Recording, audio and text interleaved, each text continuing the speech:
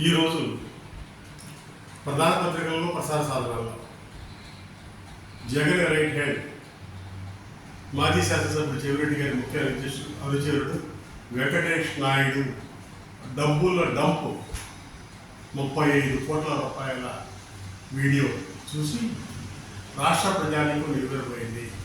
ఇప్పటివరకు వైకాపా నాయకత్వం రకరకాల సాకులు చెప్తా ఉంది.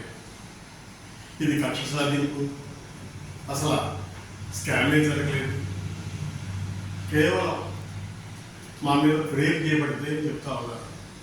నిన్నగాక మొన్న ఒక ఫామ్ హౌస్లో 11 కోట్లు, ఇప్పుడు 35 కోట్లు. ఇవన్నీ ఇంత జరుగుతూ ఉంటే సిబిఐ ఈడీ ఎందుకు రంగంలో దిగదు అని చెప్పి అడుగుతా ఉన్నాం.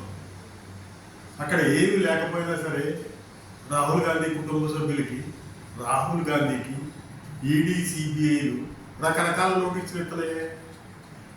గత 11 సంవత్సరాల నుంచి వైకాపా అధ్యక్షుడు మాజీ ముఖ్యమంత్రి జగన్మోహన్ రెడ్డి మీద కేసులు ఎందుకు పరిగెత్తట్లేదు?